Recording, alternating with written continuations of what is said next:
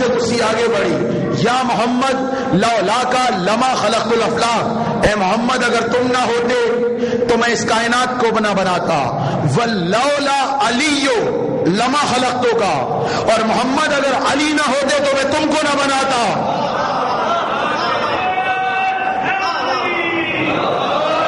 حدیث قدسی، محمد اگر علی نہ ہوتے تو میں تم کو نہ بناتا۔ کتنی بڑی بات ہے، رسول اللہ نہ ہوتے تو کائنات نہ بنتی، اور لولا علی لما خلقتو کا، اے محمد اگر میں علی کو نہ بناتا تو تمہیں نہ بناتا، ولولا فاطمہ تو لما خلقتکما، اگر فاطمہ کو نہ بناتا تو تم دونوں کو بھی نہ بناتا۔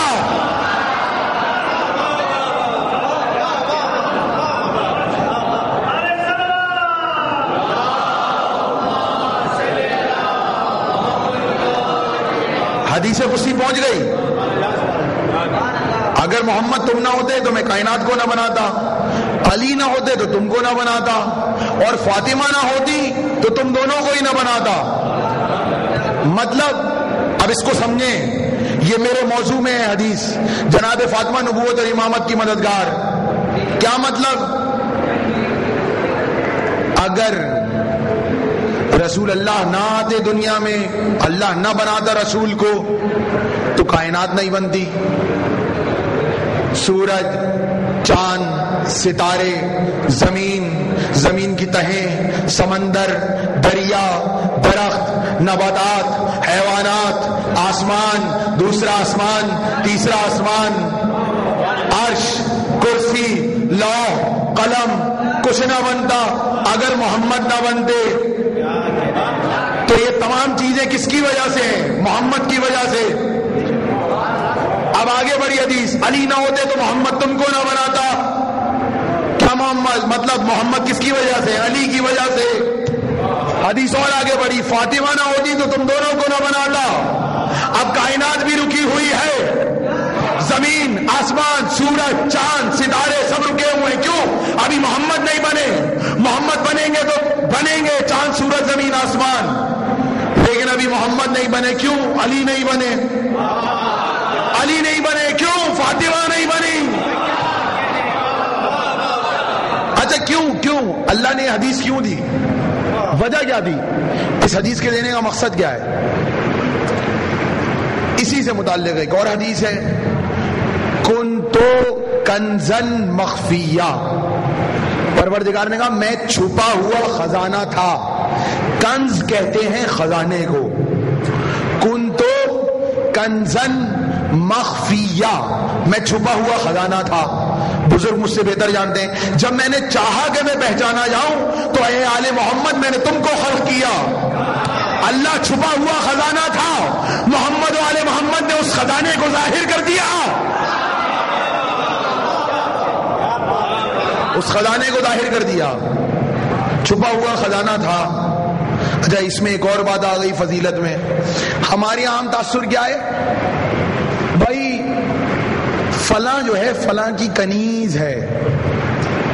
کنیز کا مطلب اردو میں کیا لیتے ہیں؟ ملازمہ، یہی ہے نا؟ بزرگ مجھ سے بہتر جانتے ہیں۔ کنیز کا مطلب کیا لیتے ہیں؟ خادمہ ہے، ٹھیک ہے، لیکن عربی زبان میں کنیز کا مطلب ملازمہ نہیں ہے، خادمہ نہیں ہے۔ خادمہ کہتے ہیں جاریہ کو، خادمہ عربی زبان میں کہتے ہیں جاریہ کو۔ کنیز کا مطلب ملازمہ اور خادمہ نہیں ہے۔ تو کنیز کا مطلب ہے کیا؟ کنیز کا مطلب اس حدیث سے سمجھ میں آئے گا۔ حدیث سے، حدیث کیا ہے؟ اللہ نے کہا کنتو کنزن مخفیہ، کنز کہتے ہیں خزانے کو، کاف نون زے، کنز، کنز بنا خزانہ۔ لفظ کنیز عربی میں خادمہ کو نہیں کہتے، کنز کہتے ہیں خزانے کو، اور کنز سے نکلا ہے کنیز، کنز سے نکلا ہے کاف نون سے۔ کنیز میں ایک لفظ اضافی ہے، کاف نون یہ سے، کنز سے نکلا ہے کنیز۔ تو کنیز جب ملازمہ اور خادمہ کو نہیں کہتے تو کنیز کہتے کس کو ہے؟ یہ لفظ نکلا ہے کنز سے۔ اللہ نے کہا میں چھپا ہوا خزانہ تھا۔ عربی زبان میں کنز خزانے کی چابیاں جس کے تصرف میں ہوتی ہیں اسے کنیز کہا جاتا ہے۔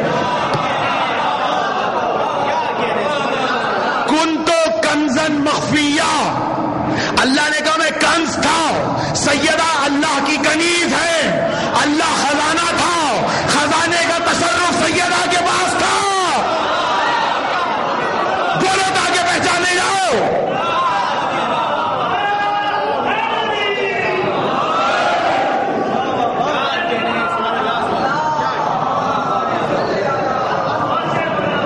سب مل کر صلوات پڑھیں بآواز بلند. بات پہنچ رہی ہے نا میری؟ کنز اور کنیز. کنیز ملازمہ یا خادمہ کو نہیں کہتے. خزانے کی، کنز کی چابیاں، کنجی جس کے قبضے میں ہو اسے کہتے ہیں کنیز. آپ کہیں گے بھائی یہ تو بالکل عجیب سی بات ہے، ہم نے سنی نہیں. اس کا مطلب یہ اللہ خزانہ تھا، اس کی چابیاں سیدہ کے پاس تھیں. یہ تو صاف ظاہر ہو گیا. اللہ خزانہ تھا، پہچانا گیا آل محمد کے ذریعے.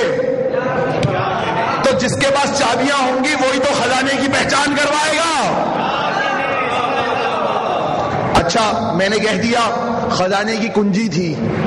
نماز کیا ہے؟ جنت کی کنجی. کہتے ہیں نا نماز جنت کی کنجی ہے. کیا مطلب؟ جنت نماز کے ذریعے کھلے گی. جنت کی کنجی نہیں ہے، جنت کے تالے کی کنجی ہے. تالے کی کنجی ہے. تو جو کنجی سے کھولے گا، تالا کھولنے کو عربی میں کیا کہتے ہیں؟ تالا کھولنے کو عربی زبان میں کہتے ہیں مفتاح. اللہ مفتاح الابواب ہے، دروازوں کو کھولنے والا. جو چیز کھل جاتی ہے وہ ہو جاتی ہے فتح. مفتاح سے نکلا ہے فتح. کھل گئی فتح ہو گئی. جب تک نہیں کھلی تھی مقفل تھی، کھل گئی فتح ہو گئی. اور جو کھول دے اسے کہتے ہیں فاتح. مفتاح، فتح اور فاتح. میں نے کیا کہا؟ اللہ خزانہ تھا، کنیز سیدہ ہیں، خزانے کی کنجی آل محمد کے پاس ہیں. فتح کہتے ہیں کھولنے کو، مفتاح کہتے ہیں کھولنے کو. جو کھول دے تالا اسے کہتے ہیں فاتح. جناب سیدہ کا ایک نام ہے فاتحہ. فاتحہ یہ جو سورہ الحمد کو سورہ فاتحہ کہا جاتا ہے نا، فاتحہ جناب سیدہ کا ایک نام ہے. تو سورہ الحمد کا ایک نام سورہ فاتحہ ہے، یعنی کہ سورہ فاطمہ.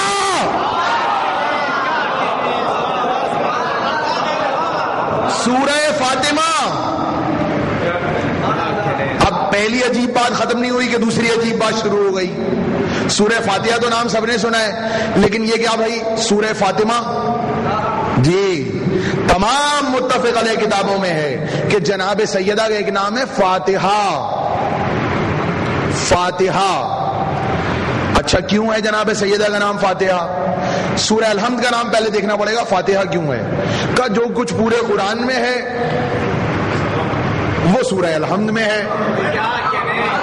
پورے قرآن کا علم سورہ الحمد میں ہے. سورہ الحمد کا مطلب ہے اگر آپ کو سورہ الحمد سمجھ میں آ گیا پورا قرآن سمجھ میں آ گیا. سورہ الحمد سمجھ میں نہیں آیا پورا قرآن سمجھ میں نہیں آیا. ٹھیک ہے. اب جناب سیدہ کا نام فاتحہ کیوں ہے؟ وہ ہے قرآن صامت، خاموش قرآن.